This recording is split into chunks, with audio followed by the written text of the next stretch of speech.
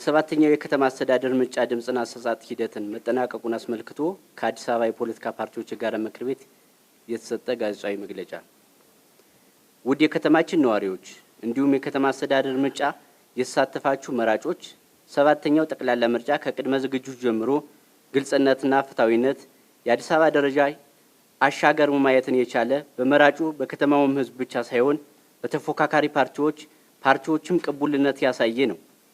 መንግስት በከተማችን የዲሞክራሲ ስርዓት ግንባታ ያለው ቁርጠኝነትን በተግባር ያሳየበት በዚህም የኢትዮጵያ አሸናፊነት የተረጋገጠበት ሌላኛው ታሪካዊ ምዕራፍ ነበር። የአዲስ አበባ የፖለቲካ ፓርቲዎች ጋር ምክር ቤት ከብሔራዊ ምርጫ ቦርድ ከከተማ ቅርንጫፍ ጋር በቅርቡ ትብብር በመስራት የእጩዎች ምዝገባን የሎጂስቲክ አቅርቦትና የተወዳዳሪዎች ዝግጅት በከፍተኛ ጥንቃቄና በልዩ ትኩረት ሲከታተል ቆይቷል። በዚህ ረገድ በከተማ የተከናወኑ ዋና ተግባራት ለምርጫው ፍጹም ሰላማዊ ዲሞክራሲያዊ ለመሆን መሰረት ጥሏል። ከነዚህ መካከል አንዱ የዲጂታል እጩዎች ምዝገባ ሂደት በዚህ ምርጫ ውስጥ እንደ ትልቅ ጅማሮ የሚወሰድ ሲሆን ይህ በዘመናዊ አሰራር በከተማችን የምርጫ ክልሎች አላስፈላጊ መጉላላት የቀነሰና የእጩዎችን መረጃና ጥራት ደህንነትን ያረጋገጠ እንዲሆን የአሰራር ግልጸኝነትም የፈጠረ ነበር። በተለይ ግንቦት 24 2018 ዓ.ም መላው የከተማችን የአዲስ አበባ ነዋሪዎች የነገዋን የመዲናችን የሀገራችን ዕጣ ፈንታ ለመወሰን እና የሀገራችን ዲሞክራሲያዊ ይበልጥ ለማጠንከር ካርድ ያወጣ መራጩ ሁሉ ከማለዳው 12 ሰዓት ጀምሮ ያለ ምንም ቀስቃሽ በነቂስ በመውጣት እምነት ለጣለበት ፓርቲ ድምጹን ሰጥቷል። ሂደቱም እጅግ የተረጋጋ የሰለጠነ የከተማችን መጻኢ ዲሞክራሲ ስርዓት ተግባራዊ ሂደት ያጠናከረ ሆኖ አልፏል። በተለይም ሴቶች፣ ወጣቶች፣ አረጋውያን ያሳዩት ከፍተኛ ተነሳሽነት የምርጫው ሂደት ይበልጥ አድምቆታል። በመላው አዲስ አበባ ከተማ ህዝብ እርስ በርሱ እየተጋገዘ ለደካሞችና ለአካል ጉዳተኞች ቅድሚያ እየሰጠ ፍጹም በሆነ የከተማነት ጨዋነት ፍቅር ምርጫውን አከናውኗል።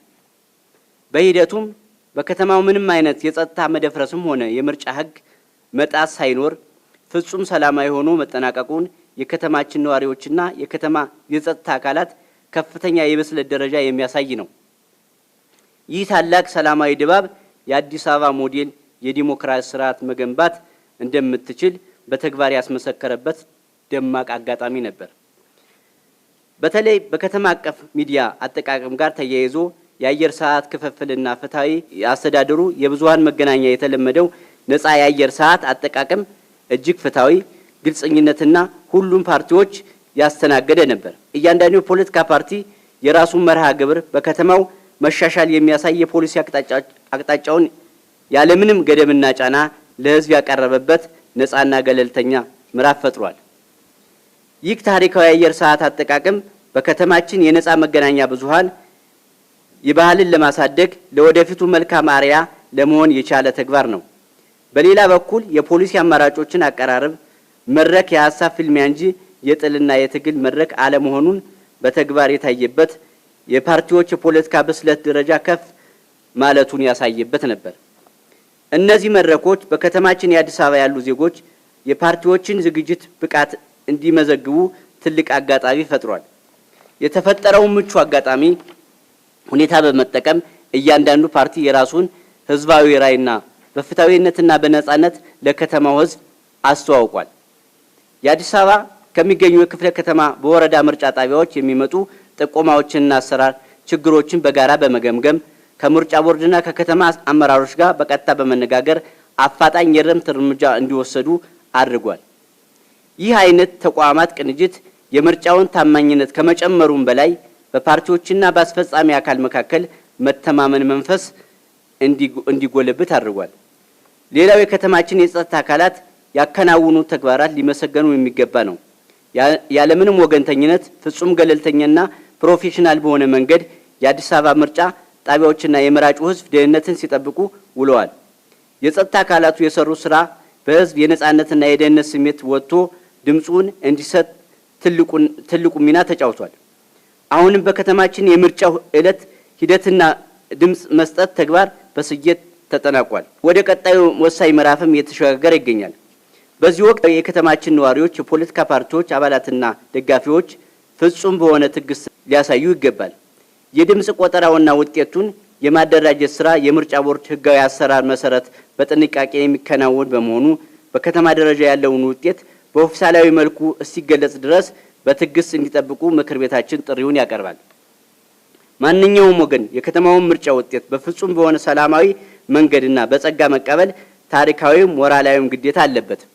ቅሬታዎችን ቢኖር እንኳ በህጋዊና በሰላማዊ መንገድ ማቅረብ ተገቢ መሆኑን እናሳስባለን።